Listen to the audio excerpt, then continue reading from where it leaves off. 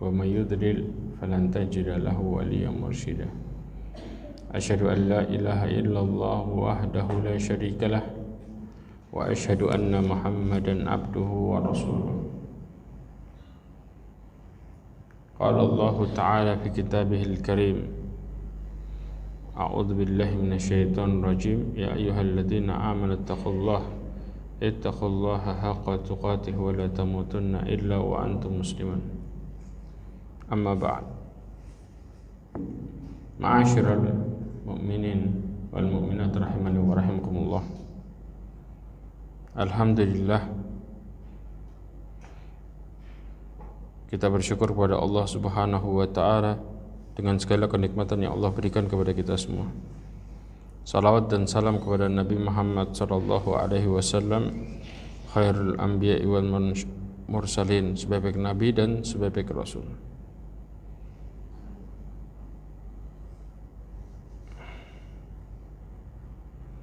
Ya. Hari ini kita akan membahas masalah yang berikutnya, yaitu kemaksiatan itu menjadikan seseorang hatinya hampa.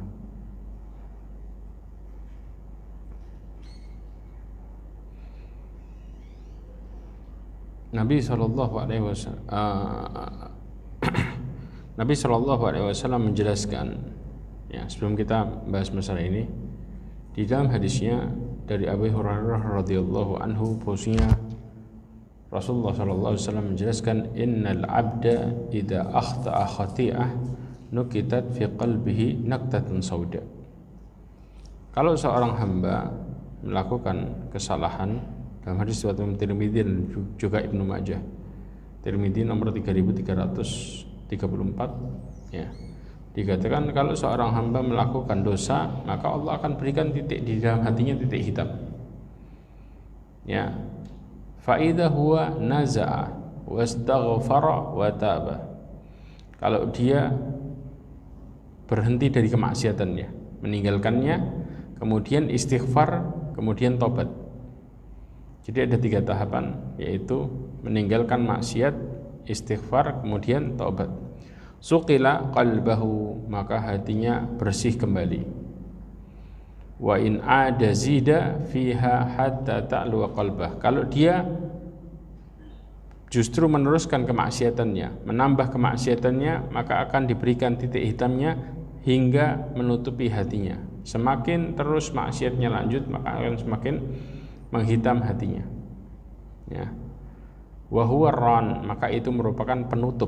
Ar-ran adalah penutup, sebagaimana Allah katakan, ya, di dalam Al-Qur'an, kalla bal rana ala qulubihim ma kanu yaksibun.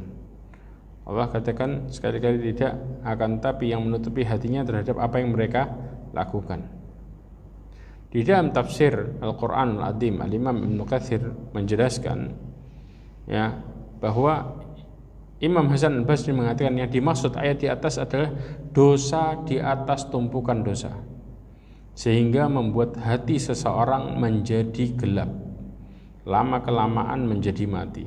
Nah, di antara dampak hati gelap adalah di mana akan menjadikan hati itu hampa dari mengingat Allah Azza wa Jalla. Maka Imam Ibnu Qayyim mengatakan, wahsyatun yajiduhal 'asi fi qalbihi bainahu wa bainallah la tuwazinuha wa la tuqarinuha laddatan asr. Bahwa wahsyah, yaitu kehampaan hati seseorang yang dia dapatkan di balik kemaksiatannya, di dalam hatinya, antara dia dan antara Allah Subhanahu wa taala, tidak akan pernah bisa ditimbang dengan kelezatan asalnya. Kenapa? Karena akan menghilangkan kelezatan hidup yang sebenarnya. Kemudian, walau ijtama'at lahu laddatad dunya bi asriha lam tafi bitilkal wahsyah. Walaupun berkumpul sama dia kelezatan semua dunia itu dia mau apa bisa, tetapi nggak akan pernah bisa menghilangkan hampanya. Karena efek dari kemaksiatan itu membuat orang tiba-tiba hampa, dan sehingga dia bingung mau melakukan sesuatu apa. Bimbang, ya. Karena menjadikan seseorang itu sampai hal ini juga dikatakan oleh Al-Imam Ibnu Qayyim Al-Jauzi tentang kenapa seseorang itu alasannya mereka bermaksiat kepada Allah Subhanahu wa taala. Alasan seseorang kenapa bermaksiat melanggar aturan Allah Subhanahu wa taala, kata Imam Ibnu Qayyim dalam kitabnya Al-Fawaid mengatakan ada dua. Yang pertama adalah mereka berburuk sangka kepada Allah Subhanahu wa taala. Seandainya mereka berbaik sangka, maka tentunya mereka mendahulukan perintah Allah atas apa yang mereka inginkan. Yang kedua adalah hawa nafsu yang mengalahkan sifat sabar dan menutupi akalnya, di mana dia tahu bahwa yang dilakukan itu haram. Ya, maka efek hampa hati mereka itu sampai tidak bisa mengendalikan dirinya sendiri. Ya, makanya di sini kata Imam Ibnu Qayyim Al-Jauzi, sebab yang pertama adalah karena sedikitnya ilmu. Orang ketika ilmunya sedikit mengenai Allah Azza wa Jalla dan mengenai agama Islam ini, akhirnya akan berdampak kepada berprasangka buruk kepada Allah Azza wa Jalla. Contoh kasus, berapa banyak orang-orang yang kemudian bermaksiat, mereka mengatasnamakan dalil, kan Allah takdirkan saya untuk maksiat, kan Allah maha berkehendak, kalau Allah nggak mau saya maksiat, saya nggak bakal maksiat. Nah, ini karena apa? Suudzon. Ya. Yang kedua, terjadinya perkara ini karena hawa nafsunya yang dominan, sehingga sifat sabar dan akalnya tertutupi karena kurangnya cara pandang dalam hidup. Nah, cara pandang kita ini berubah karena kemaksiatan yang terus berlanjut. Ya, sehingga membuat orang menjadi tidak berpikir secara jernih, sehingga akalnya tertutupi. Paham ya? Mereka ngelihat itu salah tapi tetap dilakukan, karena mereka seakan-akan melihat bahwa kemaksiatan sesaat itu nggak ada permasalahan. Ini semua gara-gara geser, gara-gara kemaksiatan yang dilakukan, sehingga apa yang dipikirkan oleh seorang muslim yang sebenarnya dari kebaikan dan keburukan hilang dalam hidupnya. Jelas? Maka disebutnya apa? Ini hampa, wahsyah. Nah, sekarang dikatakan juga oleh Imam Ibnu Qayyim, wa hadza amr la yahissu bihi illa man fi qalbihi hayah. Kata Imam Ibnu Qayyim, hal ini tidak akan pernah dirasakan kecuali yang di dalam hatinya masih ada kehidupan. Walaupun sakit tuh hati, walaupun bermasalah, tapi masih ada kehidupan, maka dia mulai ngerasain bahwa hatinya hampa. Kenapa? Karena dia akan diliputi dengan kebimbangan dari berbagai sisi. Ketika dia berjalan, dia berpikir, apa yang harus saya lakukan ya? Kenapa hidup saya kayak orang jalan di tempat? Kenapa saya tidak merasakan kebahagiaan padahal saya sudah ibadah? Nah, inilah efek dari kemaksiatan, sehingga membuat dirinya bimbang terus. Dan banyak orang terjadi dalam hidupnya perkara seperti ini, tapi mereka nggak segera ngobatin. Ya. Kemudian juga dikatakan wama lijurhil bimayyitin ilam. Kata Imam Ibnu Qayyim Al-Jauzi, seseorang yang terluka kalau sudah mati, maka mereka nggak akan pernah merasakan sakit.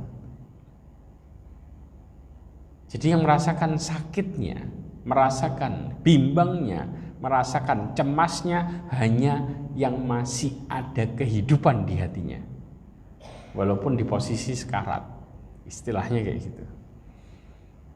Makanya ya ikhwah, kalau ada orang yang masih curhat mengatakan, kenapa hidup saya kok kayaknya nggak ada enak-enaknya, padahal saya sudah taat sama Allah, itu tanda-tanda bahwa hatinya masih hidup. Jelas. Tapi ketika mereka bermaksiat dan mereka tidak mengeluh sama sekali, maka menandakan hatinya mati. Kemudian falau lam tutrakud dunubi illa hadaran min wuqu'i tilkal wahsyah lakana al-aqil hariyan bitarkiha. Kalau seandainya ya tidaklah dosa itu ditinggalkan kecuali karena takut hampa hatinya, itu tok motivasinya. Seandainya itu yang menjadi sebuah motivasi, maka orang yang berakal akan segera meninggalkan kemaksiatan. Ketika dia sudah mulai ngerasain hampa, harusnya cepat-cepat. Kalau orang yang berakal, kata Imam Ibnu Qayyim al-Jauzi. Berarti ketika seseorang ngerasain hampa tapi gak diobati, maka pada dasarnya dirinya, akalnya bermasalah, mati juga. Kebayang nggak? Karena nggak ada secara garis besar, ada nggak orang yang mau hidup susah, yang mau hidup sengsara, ada nggak? Nggak mungkin. Tapi subhanallah, ketika hati itu mati, mereka sengsara pun nggak peduli. Bahkan sampai orang mengatakan susah-susah terserah sudah. Artinya mereka sudah apa? Sudah tidak bisa merasakan kehidupan ini. Kalau mereka diajak untuk taat sama Allah, apa yang terjadi? Percuma ibadah. Ibadah nggak ibadah tetap susah. Jelas. Ini sudah respon orang yang hatinya mati, sehingga mereka sudah tidak bisa merasakan lagi apa tujuan hidup. Kebayang nggak sampai di situ? Ya, nanti saya jelasin efek-efek secara detailnya. Kemudian, sebagaimana syakara rajulun ila ba'di arifin wahsyatun yajiduha fi nafsihi. Ada seseorang yang mengeluh kepada orang-orang yang bijaksana tentang hati yang hampa. Dikatakan idza kunta qad au syaktal dunub fada'ha idza syi'ta was ta'nis walaysa ala qalbi amrun min wahsyatid danbi ala dan fallahul musta'an. Kalau engkau telah merasakan bagaimana kehampaan hati karena dosa, maka tinggalkan maksiat itu kalau engkau mau. Kenapa? Karena tidak ada atas hati perkara yang membuat gelap kecuali hampa dalam kehampaan. Artinya seseorang kalau sudah hampa semakin dalam, maka pada dasarnya mereka akan merasakan hidup ini benar-benar mati. Sebagaimana orang masuk di dunia yang penuh dengan kacau balau, tapi mereka tidak bisa menolong dirinya dari semua itu. Betul apa enggak? Ya. Akhirnya hidup segan, mati tak mau. Itu di dunia sudah kayak gitu, apalagi di akhirat ya. Ya. Dari sini ada beberapa hal yang berakibat ketika seseorang hatinya hampa. Yang pertama,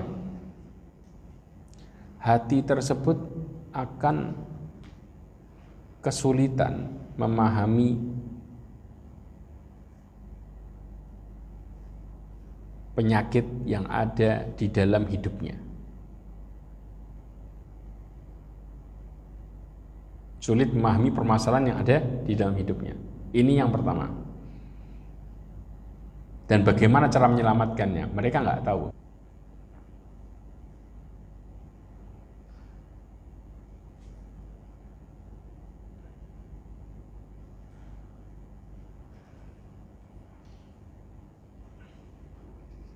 Dapat?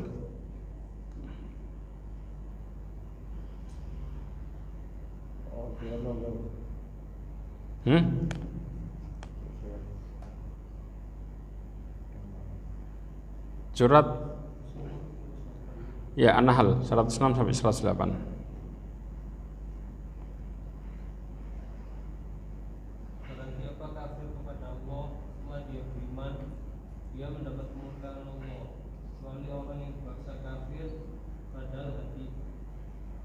Coba.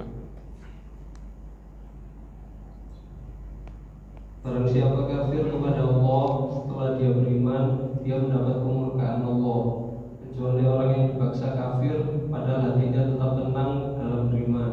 Terus? Dia tidak berdosa. Tetapi orang yang melapangkan dadanya untuk kekafiran, maka kemurkaan Allah menimpanya dan mereka akan mendapat azab Terus yang demikian itu disebabkan karena mereka lebih mencintai kehidupan di dunia daripada akhirat, dan Allah tidak memberi petunjuk kepada kaum yang kafir. Terus yang terakhir, mereka itulah orang yang hati, pendengaran, dan penglihatannya telah dikunci oleh Allah. Mereka itulah orang-orang yang lalai. Masya Allah. Allah Subhanahu wa Ta'ala akan tutup hatinya, sehingga pada waktu mereka melakukan kemaksiatan yang semakin dalam akan menjadikan diri mereka penuh dengan kemurkaan Allah Subhanahu wa Ta'ala dan adab dunia akhirat. Karena ketika Allah menjamin seorang dengan adab akhirat, maka Allah akan buat hancurkan hidup di dunia. Ini prinsipnya. Jelas? Kemudian ini karena apa? Mereka terlalu mencintai dunia. Pertanyaannya ya ikhwah, manusia ketika mereka mulai mengandalkan dirinya, apa yang mereka manfaatkan untuk mendapatkan kebahagiaan? Kalau ngandalin dirinya, nggak ngandalin Allah ya, kira-kira mereka cari kebahagiaan di mana? Dengan apa kira-kira? Pegang ini baik-baik. Mereka akan cari kebahagiaan dengan hartanya. Jelas? Kalau sudah mencari kebahagiaan dengan hartanya, maka semua yang mereka inginkan dalam bentuk mengingat Allah akan hilang. Jelas? Berat untuk mengingat Allah. Kenapa dunia ini ya sebagai bentuk penghalang seseorang ingat Allah Azza wa Jalla ketika terlalu besar cintanya. Ya. Karena pada dasarnya ya ikhwah dikatakan oleh Syekhul Islam Taimiyah dalam Majmu' Fatwanya tentang perkara ini, menukil ulama Syam yang namanya Sulaiman Al-Khawas. Dia mengatakan dzikir bagi hati kedudukannya seperti makanan untuk badan.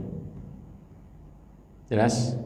Kemudian ketika badan sakit, maka tentu seseorang sulit merasakan lezatnya makanan. Demikian juga kalau hati tidak bisa merasakan nikmatnya dzikir ketika terlalu cinta dengan dunia. Akhirnya apa? Orang yang hatinya hampa buat dzikir aja berat. Ini efeknya. Sehingga dia tidak tahu bagaimana cara mengatasi dirinya. Karena Allah Subhanahu wa Ta'ala menjamin mereka dengan kemurkaan dan adab. Paham sampai sini? Oke.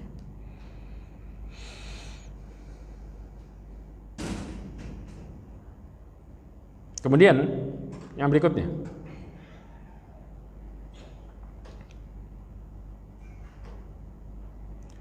Allah Subhanahu wa Ta'ala akan memberikan balasan sebagaimana hatinya kepada Allah Azza wa Jalla. Kalau hatinya hampa, maka hidupnya hampa. Kalau hatinya mengingat Allah, maka Allah juga akan mengingat mereka. Sebagaimana Allah mengatakan dalam surat An-Najm ayat 41, 39 sampai 41. Allah Subhanahu wa Ta'ala, coba dibaca artinya.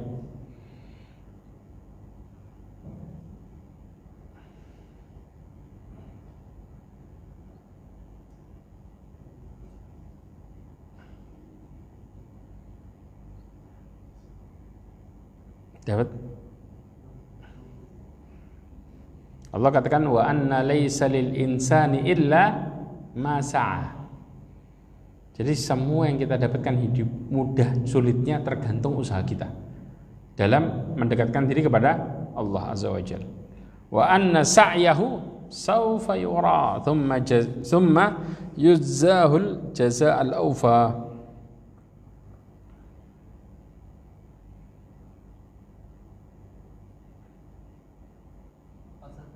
39. Ya. Bahwasanya dan bahwa manusia hanya memperoleh apa yang telah diusahakannya. Dan sesungguhnya usahanya itu kelak akan diperlihatkan kepadanya. Jelas. Kemudian akan diberi balasan kepadanya dengan balasan yang paling sempurna. Dan sesungguhnya kepada Tuhan pula sudahnya segala sesuatu. Nah, Allah kasih balasan sempurna. Dia jauh dari Allah, maka Allah jauh dari dia. Dia dekat sama Allah, Allah deketin dia. Maka kehidupan ini tergantung bagaimana sikap kita kepada Allah Azza wa Jalla. Orang-orang yang hatinya hampa, Allah buat hampa hidupnya. Karena hati itu menggambarkan kehidupan yang sebenarnya. Bahkan saya sering membahas ini juga, dikatakan oleh Al-Imam Ibnu Qayyim Al-Jauzi. Di dalam kitabnya disebutkan bahwa idza anta rif halaka fil qabr fandur ila hadika fis sadr. Kalau engkau mau tahu kuburanmu nanti, maka lihat hatimu sekarang. Naiman wa adaban, antara nikmat dan adab. Sijnan wa intilaqan, apa nanti kuburan kita jadi penjara atau kita bebas? Idza anta rif halaka fil qabr fandur ila hali sadrika fil qalb. Fandur ila qalbika fis sadr. Kalau engkau mau tahu kondisinya nanti di kuburan, maka lihat ke hatimu sekarang. Karena hati itu menggambarkan aslinya orang, bagaimana penilaian Allah pada dia. Kalau Allah menilai dia baik, maka Allah kasih dia bahagia. Kalau Allah menilai dia buruk, maka Allah kasih dia kesengsaraan hati. Tapi seseorang suka menggambarkan kebahagiaan hidup terletak pada harta. Betul apa enggak? Kadang-kadang orang yang sudah ngaji bolak-balik masih berpikir hal yang sama. Sampai mengatakan, enak ya, fulan sekarang sudah sukses. Barometer sukses itu apa? Harta. Kita ini masih suka ngomong kayak gitu, padahal bolak-balik sudah ngaji. Enggak terasa. Fulan sekarang sudah, hidupnya sudah luar biasa. Di pikiran kita luar biasa itu barometernya harta. Dia tinggal di perumahan mewah. La haula wala quwata illa billah. Kalau antum, subhanallah, antum silahkan tanya secara personal. Bagaimana orang-orang yang hidupnya seperti ini? Ketika mereka jauh dari Allah, di tengah harta yang melimpah, antum akan dengar keluhan-keluhan yang membuat kepala antum pusing. Karena itu gambaran asli seseorang. Maka kalau kita mau bicara personal, jangan bicara casing. Jelas? Karena casing itu nggak menjamin. Tapi bicaralah bagaimana dia mengatakan kenyataan hidupnya. Karena Allah gambarkan hidup seseorang sebenarnya di dalam hatinya persis sebagaimana kenyataannya. Dan ini juga sejalan di dalam hadis Nabi SAW. Ya ikhwah, sikap kita di sholat itu nggambarin hati kita.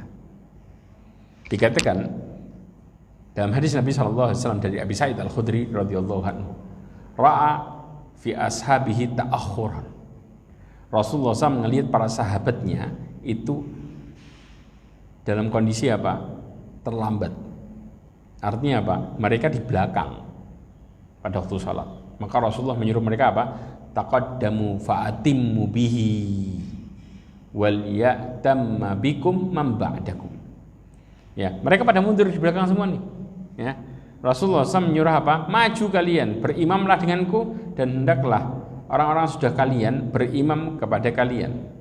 Kata Rasulullah di akhir hadisnya mengatakan, la yazalu qaumun yata'akharuna hatta yu'akhiruhumullah. Tidaklah suatu kaum senantiasa membiasakan diri melambat-lambatkan salatnya sampai Allah akan lambatkan hidupnya. Jadi ibadah seorang gambarin kondisi hatinya dia. Kalau dia suka ngelambatin, Allah ngelambatin urusannya dia. Tapi kalau dia suka mendahulukan Allah Azza wa Jalla, makanya yang paling dapat keberkahan siapa? Yang di soft depan. Betul enggak? Lihat hidupnya orang-orang yang di soft depan tuh. Berbeda. Sama orang-orang yang suka melambat-lambatkan dirinya, maka Allah akan lambatin urusannya. Ruwet hidupnya. Hancur. Antum bolak-balik ikut kajian, tapi kalau prinsipnya suka nunda urusannya sama Allah, maka Allah buat hidup kita berantakan. Tetap gak akan pernah bisa selamat. Inilah efek dari hampa hati. Kemudian yang berikutnya, seseorang hatinya semakin besar kehampaannya, maka hukuman hidupnya semakin berat. Kebayang nggak? Sebagaimana Allah Subhanahu wa taala mengatakan di dalam surat Ali Imran ayat 165.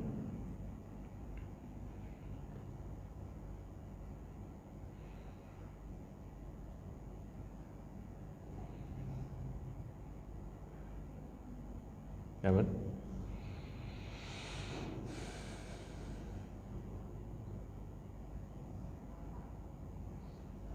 Dan mengapa kamu heran ketika ditimpa musibah kekalahan pada perang Uhud, padahal kamu telah menimpakan musibah 2 kali lipat kepada musuh-musuhmu pada perang Badar. Kamu berkata, dari mana datangnya kekalahan ini? Katakanlah, itu dari kesalahan dirimu sendiri. Sungguh Allah Maha Kuasa atas segala sesuatu. Masya Allah. Perang Uhud ini Allah peringatin kaum muslimin kaget dengan kekalahannya. Kenapa? Yang buat mereka kalah apa? Mereka ingkar terhadap perintah Rasulullah SAW. Ketika para pemanah ngomong jangan turun, Rasulullah ngasih aba-abanya jelas banget.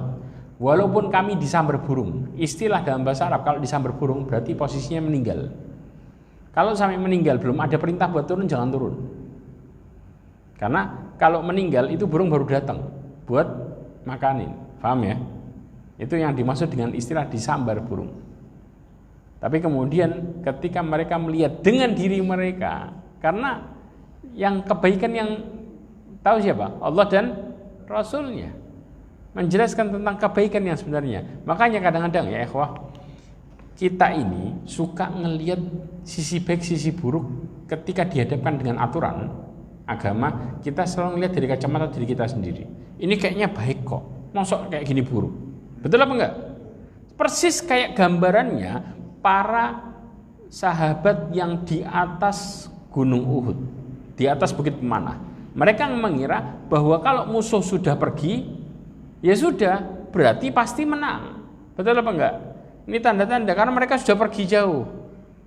Padahal Rasulullah mengatakan jangan turun. Rasulullah sudah menjelaskan secara jelas. Maka ini pentingnya untuk mentaati, mendahulukan perintah Allah dan Rasulnya di atas logika atau pikiran kita. Karena ketika seorang yang hampa, mereka akan menjadikan hawa nafsunya sebagai pemutus aturan. Akhirnya apa? Semakin ngikutin hawa nafsu, semakin hidupnya akan berat dan masalahnya akan semakin tinggi. Jelas? Semakin mereka jauh dari kehampaan hati, ngikutin aturan Allah dan Rasulnya, maka akan semakin jelas juga kemudahan hidupnya. Jadi kalau orang bilang nih didobelin karena bolak-balik, ya gara-gara apa? Semakin ngikutin hawa nafsu. Karena syaitan menghancurkan keimanan seseorang kepada Allah dengan dimainin logikanya. Contoh kasus. Berapa banyak orang-orang yang berdosa kemudian mulai berpikir dalam hatinya, apa mungkin Allah maafkanmu? Padahal engkau sudah melakukan kemaksiatan bolak-balik. Nah, padahal engkau lagi setelah tobat ada pikiran buruk buat melakukan maksiat. Gak mungkin Allah maafin dirimu. Ketika engkau ngelakuin sama orang, orang itu akan benci sama dirimu. Lalu bagaimana dengan Allah Azza wa Jalla? Dibuat kita didobelin sama syaitan. Paham? Padahal manusia, orang mukmin itu ketika mereka, orang muslim itu semua tahu bahwa Allah Maha Pemaaf. Betul apa enggak? Tapi pas kita ngelakuin dosa, dibuat disikat 2 kali langsung. Supaya apa? Kita enggak tobat. Jadi percuma engkau tobat, Allah enggak bakal dengerin. Mendingan lanjutin aja sekalian basah. Betul apa enggak? Inilah pikiran yang muncul. Makanya hati semakin hampa, mereka akan semakin mendapatkan kesusahan yang jauh lebih besar. Ya ikhwah, saya jelasin. Dampak seseorang memanfaatkan perkara yang haram, ya, di antaranya adalah Allah akan berikan dia musibah bertubi-tubi. Dalilnya di mana di dalam hadis riwayat Imam Hakim. Makanya kenapa ya semakin hampa semakin berat masalahnya. Karena kata Nabi SAW dari Abdullah bin Abbas yang diriwayatkan oleh Imam Hakim, ya, dan hadis ini disahihkan oleh Imam Albani, dihasankan oleh Imam Albani dan disahihkan oleh Imam Dahabi. Dikatakan idza dhahara zina war riba fi qaryatin faqad ahallu bi anfusihim adab Allah. Orang kalau sudah manfaatin harta yang haram, kalau di sebuah daerah marak perzinaan dan riba, maka mereka telah menghalalkan dirinya untuk diadab sama Allah. Tahu istilah menghalalkan dirinya? Mereka telah mempersiapkan dirinya untuk kena bala. Ini yang terjadi. Karena orang yang semakin hampa akhirnya menjadikan yang haram jadi halal. Paham? Akhirnya Allah adab mereka bersamaan, dikasih kehidupan yang ruwet hancur. Ya, bahkan Rasulullah SAW mengatakan dalam hadisnya yang diriwayatkan oleh Imam Ibnu Majah, wala tanqusul mikyala wal mizan. Di antara adabnya nih, dan tidaklah kalian curangan dalam timbangan dan takaran, illa ukhidha bisinin wa syiddatil maunah wa jawri sultan alaihim. Subhanallah, dan ini banyak terjadi. Kecuali Allah akan buat susah hujan, paceklik, hidup susah, dan dolimnya pemimpin. Jelas. Sekarang pertanyaannya, banyak orang ngeluh kadang-kadang, dagang sekarang susah, sepi, gini, waduh. Kira-kira apa? Dolim, curang. Dari sini Allah adab dengan 3. Lihat, waktunya hujan, nggak hujan lama. Waktu musim panas, kadang-kadang diseling hujan, nggak hujan-hujan. Dan bahkan kalau di dalam hadisnya yang sama, kata Rasulullah SAW, laulal bahaim lam tumtiru. Kalau bukan karena binatang ternak, Allah nggak bakal nurunin hujan. Dari sini antum bisa paham nggak? Yang turun hujan itu daerah kota dulu atau desa dulu? Persis. Desa udah hujan. Kenapa Allah turunin hujan di desa? Karena ternaknya, bukan karena orangnya. Subhanallah. Allah kasih hujan buat ternak, bukan buat manusia.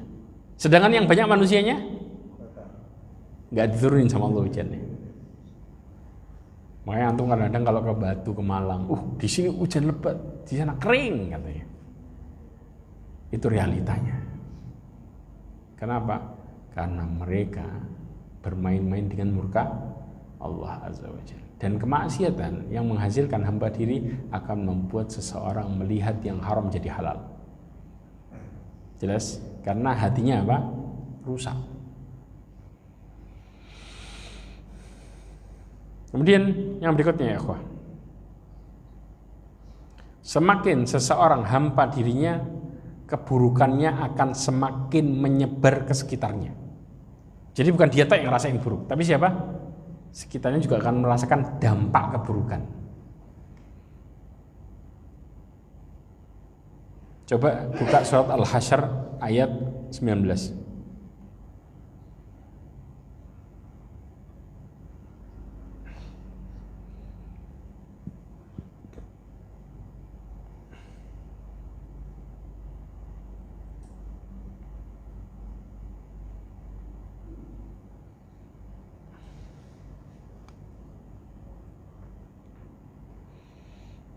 Sudah?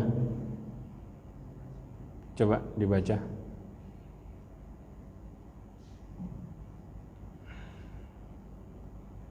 Janganlah kamu seperti orang-orang yang lupa kepada Allah, sehingga Allah menjadikan mereka lupa akan diri sendiri. Terus? Maka itulah orang-orang fasik. Ya, Allah mengatakan wala takunu kalladzina nasullah fa'ansahum anfusahum. Istilah fa'ansahum anfusahum merupakan diri mereka, bukan sekedar dirinya saja, tapi orang sekitarnya akan melupakan diri mereka. Jadi dampak kita melupakan Allah Azza wa Jalla, Allah buat dirinya dan sekitarnya hidupnya bermasalah. Sampai kemudian dikatakan oleh Al-Imam Qadhi bin Iyad, ketika aku bermaksiat sama Allah, Allah tampakkan dampak kemaksiatanku terletak pada istri dan tungganganku. Apa yang terjadi? Tiba-tiba istrinya ngomel. Masuk rumah nih nggak ada angin, nggak ada hujan, ngomel nggak jelas. Ngamuk. Kok gini sih? Kok gini? Wah, salah semua sudah. Ya, kadang-kadang istri juga bingung nih. Masuk rumah nih suami tiba-tiba apa? Ini kok gini? Kok berantakan? Waduh. Loh. Kok nggak ada apa-apa? Tiba-tiba marah-marah kenapa? Nah, orang suka marah-marah. Ini suaminya nggak bener nih, atau si suami ngomong ini istrinya nggak bener. Kita kalau saling nyalahin nggak selesai. Padahal masalahnya di mana? Di diri kita sendiri. Karena ketika kita lengah sama Allah Azza wa Jalla, maka Allah akan buat sekitar kita nggak sadar lengah sama kita. Sehingga gambaran sekitar kita ke kita menjadi gambaran kebencian. Jelas? Ini efek yang kemudian orang suka meremehkan. Akhirnya apa? Berakhir kepada suami istri ribut lepas. Padahal berawal dari semua itu berawal dari dirinya kepada Allah Azza wa Jalla. Ya. Allah Subhanahu wa taala juga menjelaskan bagaimana orang munafik itu lupa. Ya, di dalam surat At-Taubah 67 Allah mengatakan nasullah fanasiyahum innal munafikina humul fasikun. Mereka telah lupa kepada Allah, maka Allah lupakan mereka. Sehingga Allah nggak bakal tolong. Ketika mereka mendapatkan permasalahan, Allah tinggalin mereka dengan dirinya sendiri. Ya ikhwah, kehinaan manusia dimulai dari ditinggal Allah Azza wa Jalla. Kalau sudah ditinggal sama Allah, maka yang mereka fokusin adalah usaha dunianya. Akhirnya apa? Mereka hidup dalam kehinaan. Sebagaimana hadis Nabi SAW yang diriwayatkan Imam Abu Dawud nomor 3462. Nabi SAW mengatakan, "Idza tabaya'tum bil inah." Ya, wa akhadtum adnabal baqar wa raditum bizzar wa taraktumul jihad sallallahu alaikum dhulla la yanzi'uhu hatta tarji'u ila dinikum. Kata Rasulullah, kalau kalian berjualan dengan cara inah riba, kemudian ngikutin ekor sapi, sibuk sama peternakan. Makanya kadang-kadang orang yang jual kambing sekarang ini datang waktu sholat masih ketar-ketir. Nanti kalau nggak laku gimana? Tak tungguin aja lah. Sholatnya diakhirkan. Betul apa enggak? Kenapa? Waktunya mepet. Karena kalau sudah nggak laku, balik, wah rugi. La haula wala quwwata illa billah. Setan berusaha untuk menutupin, padahal yang datangin dia pelanggan siapa? Jelas. Maka di sini orang kalau sudah hampa ngadepin sesuatu, maka pikirannya nggak sehat. Nggak bakal dia berpikir secara jernih. Kalau ditanya siapa yang memberikanmu rezeki, tetap jawabannya Allah. Tapi tetap sikapnya sama. Akan mengakhirkan urusannya sama Allah karena dunianya khawatir dia kehilangan. Ya ini tadi, sibuk dengan peternakan. Kemudian apa? Disibukkan dengan pertanian. Artinya disibukkan dengan urusan dunia. Sampai yang haram pun diterjang. Sehingga apa? Ketika orang beli ternaknya dia, kambingnya dia rela bersumpah dengan kebohongan. Kadang-kadang ketika ditawar nih contoh, ini 3 juta aja ya. Jangan, modal aja nggak dapat. Dusta nggak kadang-kadang? Dusta. Padahal sudah dapat modal itu, tapi dia nggak mengatakan jujur. Wallahi, kadang-kadang sampai berpikir seperti itu. Rasulullah SAW menjelaskan kalau orang berjualan dengan sumpah palsu, maka Allah akan ambil keberkahannya. Mamhaqa fil kasb atau makal, ya, akan membuat keberkahannya, hasilnya jadi buruk. Ya. Nah, kondisi seperti ini, apa yang terjadi? Dan kalian meninggalkan berjuang di jalan Allah Azza wa Jalla. Maka kata Rasulullah SAW, sallallahu alaikum dhulla. Allah akan bertimpakan kepada kalian kehinaan. Sampai kapan hina itu akan hilang? Kata Rasulullah SAW, hatta tarji'u ila dinikum. Sampai kalian balik kepada agama kalian. Kembali lagi ngikutin aturan Allah, baru kehinaan itu Allah cabut. Kalau enggak tetap nempel. Bayangin hidup dengan terhina. Artinya apa yang dia usahakan nggak akan pernah membuat kehidupannya jadi normal. Bayangin, kaya tapi orang melihatnya dia dengan kecurigaan, keburukan, suudzon dan lain sebagainya. Apa ini orang pelit, ini orang gini. Padahal dia sudah berbuat baik sama sekitarnya, tapi kebencian masih muncul dari sekitarnya karena Allah hinakan dia, sehingga semua makhluknya melihat dia menjadi orang yang terhina. Akhirnya apa? Dia tutupin keresahan hidupnya dengan kemaksiatan, tambah hina.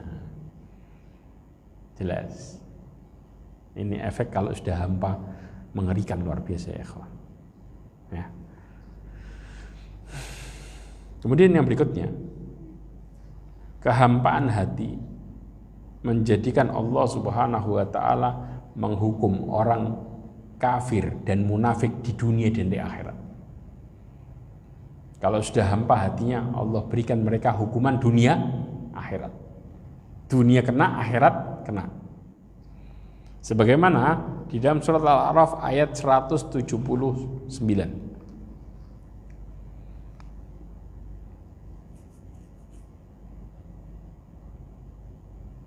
Dan hukumannya ya ikhwah, mereka akan keluar dari fitrahnya. Fitrah sebagai manusia yang sebenarnya, dan mereka menjadi orang yang mati rasa. Ya.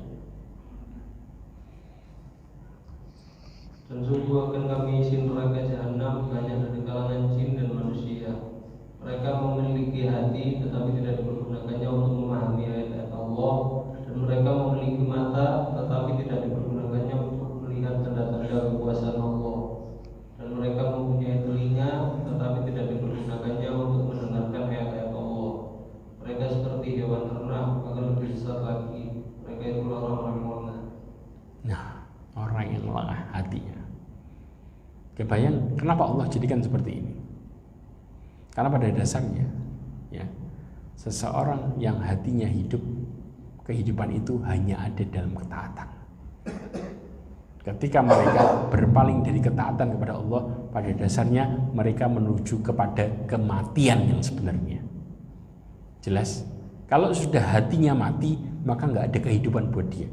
Bahkan orang-orang di sekitarnya yang hidup sama orang yang hatinya mati, mereka kadang mengatakan apa? Berdoa, kapan fulan mati? Karena hidupnya dipenuhi dengan kedoliman. Makanya antum sering tanya, kenapa orang Yahudi nggak punya perasaan? Kok tega? Apakah mereka nggak punya anak, nggak punya orang tua? Orang kalau sudah dimatikan hatinya, Allah katakan apa? Sawa'un alaihim andartahum am lam tundirhum la yu'minun. Allah katakan sama saja bagi kalian. Kalian kasih peringatan atau enggak kasih peringatan, mereka tidak akan pernah beriman. Artinya mereka tidak akan pernah mau mendengarkan dan mau merasakan di mana seseorang kasihan terhadap yang lainnya, peduli terhadap yang lainnya. Mustahil. Jelas. Orang kalau sudah hatinya lengah semakin dalam, maka Allah jadikan hatinya mati sehingga matilah perasaannya dia terhadap sekitarnya, dan tidak ada rasa kasihan sedikit pun. Yang mereka pikirkan adalah yang penting saya bahagia, yang lainnya bodoh amat. Jelas, mereka akan berada di puncak keegoisan, akan nggak pedulinya mereka karena Allah matikan hati itu. Kata Allah, khatamallahu ala qulubihim wa ala sam'ihim wa ala absarihim ghishawah. Allah tutup mati. Bayangin, ditutup mati, dipatri itu hatinya, kemudian pendengarannya, penglihatannya dengan tutup yang kuat, sehingga celah kebaikan hidayah mustahil buat masuk. Jelas.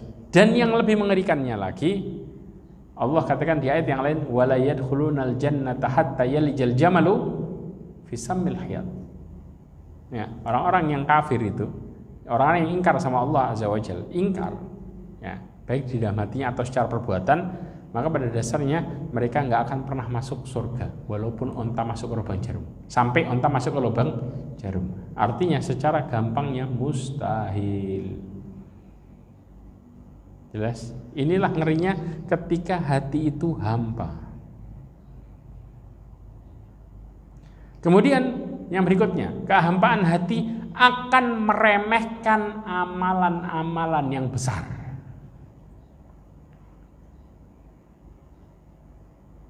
Mereka ketika melihat amalan-amalan yang pahalanya besar, kata mereka, belum tentu. Yakin. Kadang-kadang subhanallah, mereka mengatakan, ini yang dunia yang jelas dilihat dulu. Akhirat kan masih kredit. Dunia kontan. Betul atau enggak? Sebagaimana dalam hadis riwayat Imam Bukhari dan Muslim dari Abu Hurairah radhiyallahu anhu dikatakan, inna athqalus salati al munafiqin salatul isya wal fajr, salatul fajr.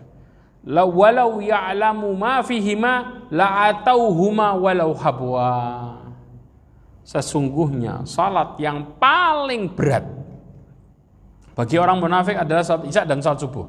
Andaikan mereka mengetahui pahalanya yang ada di dalam kedua salat ini, maka pastilah mereka akan mendatanginya walaupun dengan merangkak. Berarti pahala yang besar yang Allah berikan kepada mereka, mereka remehkan, sehingga mereka memilih amalan-amalan yang tidak ada manfaatnya sama sekali. Jelas? Ini efeknya.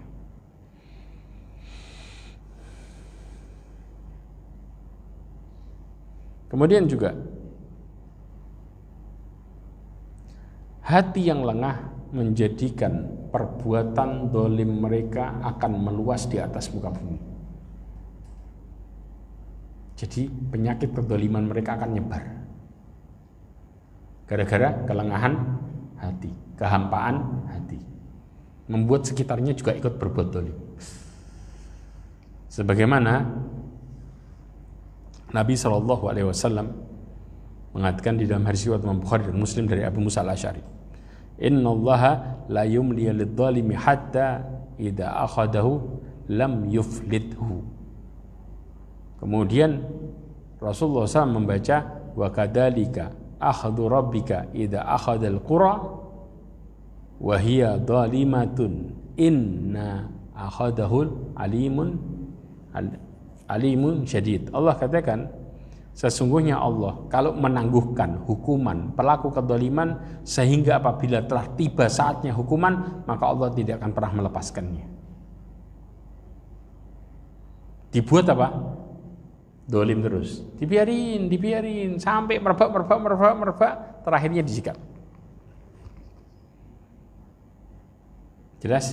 Sebagaimana Allah mengatakan dalam Al-Quran, demikian itulah hukuman Tuhanmu ketika dia menghukum penduduk negeri yang berbuat zalim. Sesungguhnya hukuman Tuhanmu amatlah keras. Allah kalau sudah menghukum penduduk negeri, yang dihukum dikit atau banyak? Semua dikasih hukuman.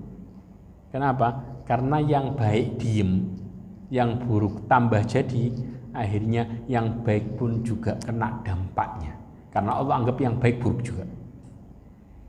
Karena mendiamkan kedzaliman, sehingga efeknya yang nggak ngelakuin juga kena.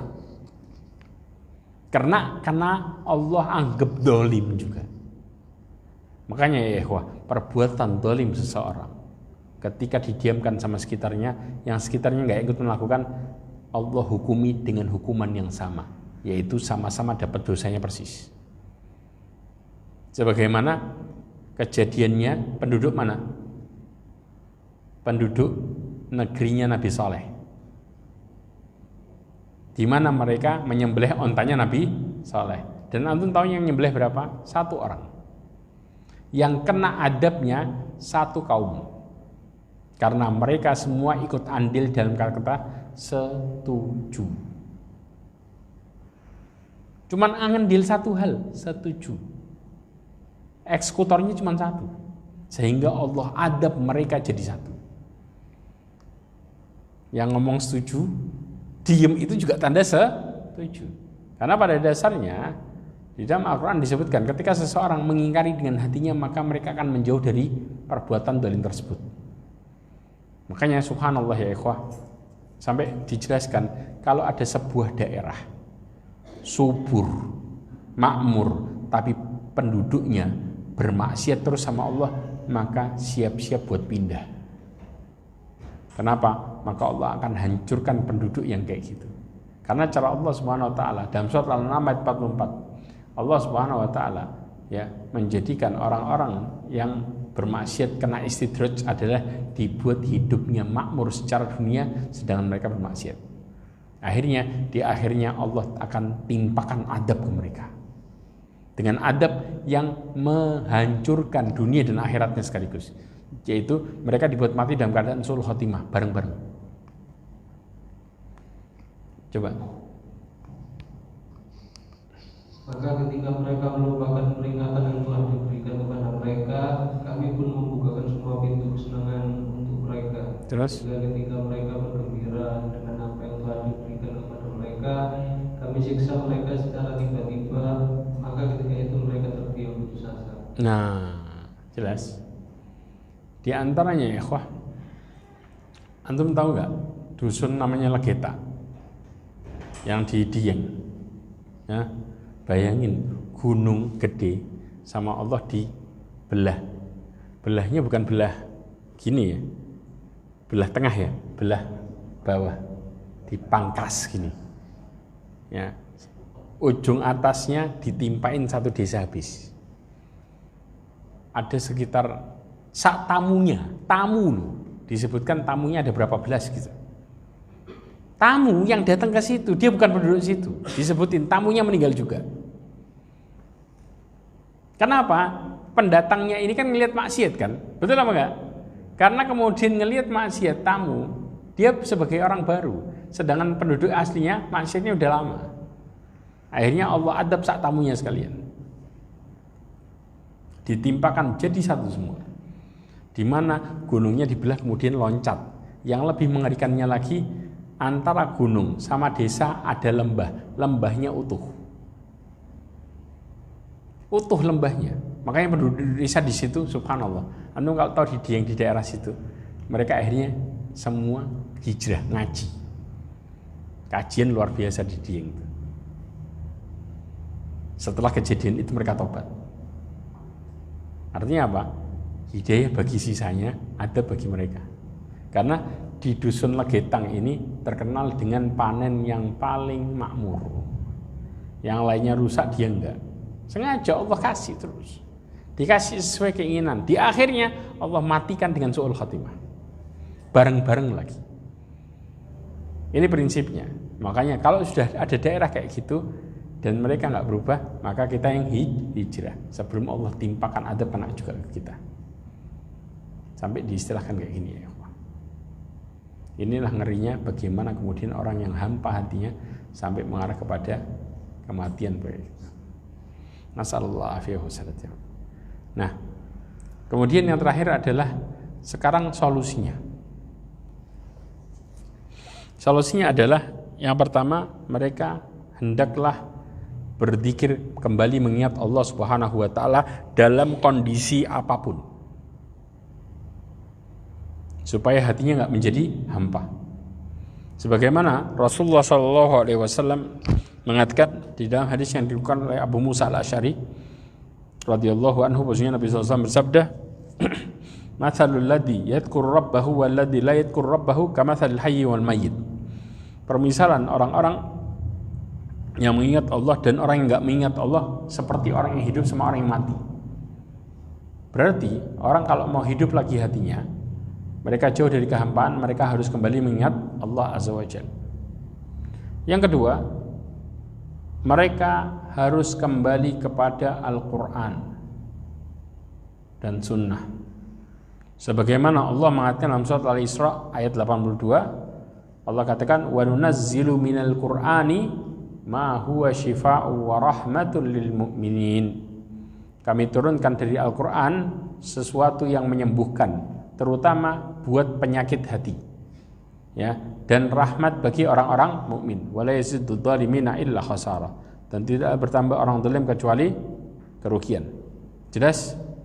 Yang ketiga, yaitu mereka harus merubah lingkungannya dengan berteman dengan orang yang baik.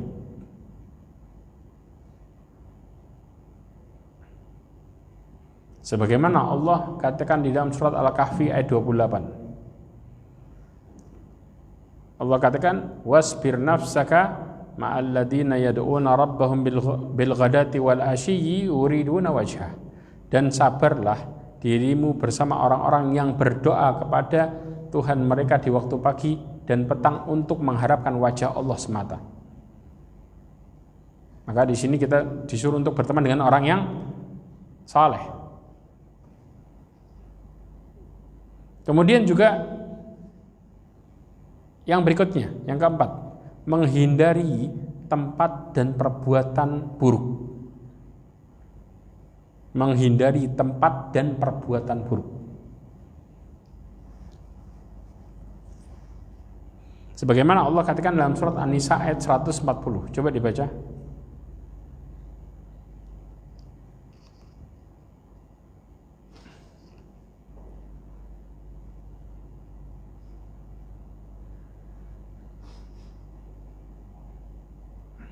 Dan sungguh Allah telah menurunkan ketentuan bagimu di dalam Al-Quran bahwa apabila kamu mendengar ayat-ayat Allah diingkari dan diperolok-olokkan oleh orang-orang kafir, maka janganlah kamu duduk bersama mereka. Nah, terus sebelum mereka memasuki pembicaraan yang lain, karena kalau tetap duduk dengan mereka, tentulah kamu serupa dengan mereka. Nah, paham sekarang?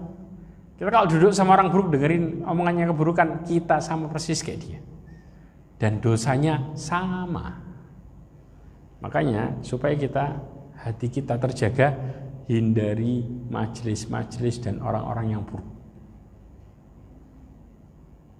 Jelas? Paham di sini? Oke.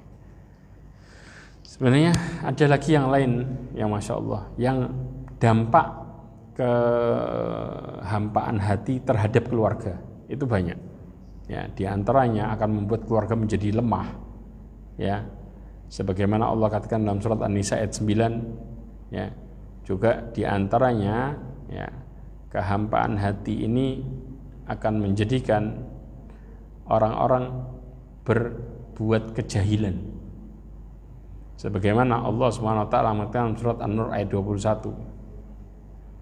Ya, mereka akan berbuat kebodohan, bukan kecerdasan yang ada.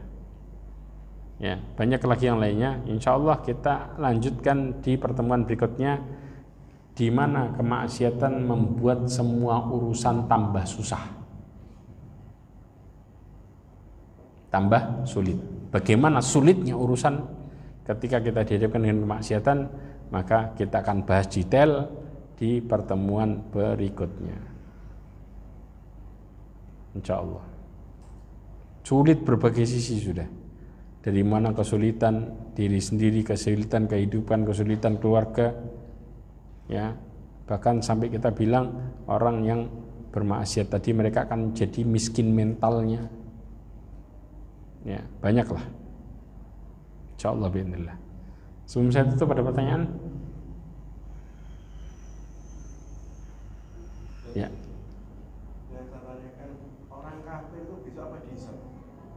Oke. Jawabannya orang kafir dihisab apa enggak? Jawabannya para ulama khilaf memang. Tapi mereka akan dihisab. Nah, oke. Orang kafir dihisab karena menunjukkan kafirnya mereka itu bermacam-macam tingkatannya. Jelas? Sebagaimana Allah Subhanahu wa taala mengatakan innal munafiqina fid darkil asfali minan nar. Bahwa sesungguhnya orang-orang munafik itu akan ada di keraknya neraka. Ini menunjukkan bahwa kekafiran itu bertingkat-tingkat. Kemudian juga dalil yang lainnya lagi, di antaranya adalah bahwa sesungguhnya Abu Thalib diadab di dhahdahin nar, di permukaannya. Jadi nanti orang kafir nerakanya bertingkat-tingkat juga. Paham ya? Bukan di satu sisi. Karena apa? Terkadang mereka bisa jadi punya kebaikan terhadap orang muslim yang belum terselesaikan. Contoh ini, ya, ada orang kafir yang didolimi sama orang muslim. Ya, maka nanti orang muslimnya akan dituntut sama orang kafir di hari kiamat. Mereka bisa nuntut. Kata Rasulullah dalam hadisnya, Allah mengatakan ana maliku wa ana dayyan. Aku adalah raja dan aku adalah pemberi balasan. Ya. Barang siapa, dan tidaklah seorang memasuki surga sampai ketika mereka mempunyai hak terhadap penduduk neraka sampai membalasnya. Jelas? Dan tidaklah seseorang penduduk neraka ya memiliki hak terhadap penduduk surga kecuali sampai membalasnya. Maka ini menunjukkan walaupun orang kafir, tapi kalau didolimi mereka nanti akan mendapatkan hisab ya atas kedoliman orang-orang penduduk surga. Kalau sudah, baru kemudian setelah itu mereka akan dimasukkan sesuai dengan kategorinya. Paham di sini? Kemudian juga di antaranya surat Al-Mu'minun ayat 103 sampai 105 dalilnya. Allah mengatakan wa man khaffat mawazinuhu faulaika alladziina khasiru anfusahum fi jahannam khalidun. Allah katakan dan barang siapa ringan timbangan kebaikannya, yaitu siapa nih? Orang kafir, ya. Maka mereka itulah orang-orang yang merugi dirinya sendiri, mereka kekal di dalam neraka jahanam. Ya. Kemudian juga para ulama juga menjelaskan bahwa orang kafir itu ada berbagai macam. Di antaranya ada orang kafir yang masuk neraka tanpa hisab. Direct. Ya. Ada orang kafir yang kemudian dihisab dulu. Sama, orang mukmin juga ada yang masuk neraka, masuk surga tanpa hisab. Ada yang dihisab dulu juga. Ya. Mungkin suka jadi pertanyaan kita nih. Kenapa orang kafir harus diadilin? Padahal dia kan istilahnya apa? Mereka nggak ada kebaikannya sama sekali. Betul kan? Padahal pada dasarnya Allah Subhanahu wa taala menunjukkan ini merupakan keadilannya Allah Subhanahu wa taala terhadap mereka. Makanya sekecil apapun ya dari perbuatan mereka Allah akan hisab habis. Ya, fa may ya'mal mithqala dzarratin khairan yarah wa may ya'mal mithqala dzarratin syarran yarah. Jelas? Paham di sini? Oke. Ada lagi pertanyaan? Ya. Kalau kita menyampaikan ke orang kafir masalah akidah tapi mereka tetap menolak kan berarti kita kan sudah menyampaikan kebaikan. Betul. Gini, ketika kita melihat pelaku kemaksiatan, mau muslim mau kafir secara umum, ketika mereka menegur mereka, maka kita nggak kena dampaknya. Maka ya, sampai para ulama diantaranya Syekh Muhammad bin Shalih Al-Utsaimin mengatakan suatu daerah itu ketika ada kemaksiatan Allah nggak adab karena apa? Karena masih ada orang yang peringati di dalamnya, masih ada orang yang menasehati di dalamnya. Harusnya kita berterima kasih kepada siapa? Mereka yang menegakkan amar ma'ruf nahi mungkar. Karena ketika amar ma'ruf nahi mungkar masih tegak, maka Allah nggak akan pernah mengadab suatu kaum. Ya, wa makana Allahu yu'adzibahum wa hum yastaghfirun. Dan tidak Allah mengadab mereka selama mereka meminta ampun. Di antaranya mereka memberikan nasihat. Kalau masih ada yang memberikan nasihat, maka Allah nggak adab. Tapi begitu sudah nggak ada yang ngasih nasihat, selesai. Jelas? Oke. Jadi istilahnya gini, kalau mau kemaksiatan itu ketika dilakukan oleh orang di depan kita nggak berdampak sama kita, maka kita harus ngasih peringatan. Dengan sikap apa? Kita ngasih peringatan plus kita menjauh dari perbuatan mereka. Jelas? Paham di sini? Karena orang-orang Bani Israel itu Allah laknat ala lisani Daud wa Isa bin Maryam dalam Al-Quran atas lisannya Nabi Daud dan juga Nabi Isa. Kenapa? Kanu layatana hauna mungkarin fa'aluh. Mereka tidak melarang kemungkaran yang mereka lakukan. Di dalam tafsir Ibnu Katsir dikisahkan bahwa rahibnya mereka itu kalau ada orang bermaksiat di hari pertama dikasih tahu nggak boleh kayak gini, besoknya duduk bareng. Padahal maksiatnya masih jalan, duduk bareng. Berarti sikap kita ketika ngelihat kemaksiatan, kalau kita benci, sikap kita gimana? Bisa nggak duduk sama yang kita benci? Nggak bisa kan? Kita berpaling, menjauh. Ini sikapnya harusnya. Jadi dilarang kita kalau sudah ada kemaksiatan kemudian kita duduk di situ, ya selesai. Kata Allah apa? Berarti kamu seperti mereka, persis. Makanya jauh. Kalau kita pergi berpaling, contoh lagi orang ada ibu-ibu lagi kumpul nih, ya tiba-tiba ada orang gosip, ngapain? Ya menjauh atau enggak ngalihin pembicaraan. Kalau tetap balik lagi ke gosip, silahkan pergi. Kalau enggak kita dapat dosanya sama. Dan itu ngingkari dengan hati. Yang paling ringan dengan cara menjauh. Karena hati ini kalau benci nggak bisa duduk dengan perkara yang dibenci, mustahil. Kalau bencinya benar, berarti kalau duduk bareng maka tidak menimbulkan kebencian. Berarti seneng berarti. Walaupun sekedar cuman dengerin tok sama kayak pelakunya. Makanya setan itu suka ngipasin kita. Itu kayaknya asik seru itu. Mereka maksiat itu kan buruk kan. Tuh, lihat orang buruk. Mau lihat orang buruk gak? Setan sengaja ngipasin gimana caranya kita duduk. Ya apa enggak? Itu realitanya. Makanya hati-hati kondisi seperti ini. Seakan-akan setan mengatakan itu orang itu buruk. Jangan takut. Kan cuma nonton tok orang buruk, sama aja. Ya, kalau kita mengingkari, maka kita menunjukkan sikap kita nggak senang. Gimana? Pergi. Nggak, oke kita nggak ngomong, tapi pergi. Dari situ orang akhirnya perasaan. Betul apa enggak? Salah saya apa? Nah, baru dia tanya. Kita lurusin. Kenapa tadi kok kemudian ngomongin orang? Kan nggak boleh. Secara personal dia akan oh iya ya. Itu menghentikan kemaksiatan. Wallahu a'lam bishawab. Ibu-ibu ada pertanyaan?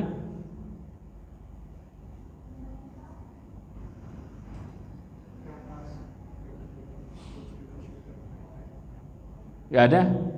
Ada mic-nya gak itu? Ada ya? Hah? Oh gak ada mic? Mic. Ada pertanyaan ya, Bu? Gak ada? Ada pertanyaan. Oh gak ada. Oke, siap. Cukup insya Allah ya. Mudah-mudahan apa kita pelajari hari ini menjadikan bermanfaat untuk diri kita dan juga keluarga kita.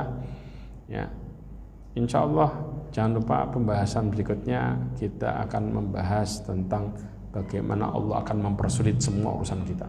Dari sisi apa aja mempersulitnya, dibalik kemaksiatannya, ya dari mulai kemudian kita muamalah sama keluarga kita, kenapa kok susah? Dikasih tahu kok susah. Nah, itu diantara dampaknya. Ya, insya Allah. Subhanakallahumma bihamdika asyhadu an la ilaha illa anta astaghfiruka wa atubu ilaik wa akhiru da'wana alhamdulillah. Assalamualaikum warahmatullahi wabarakatuh.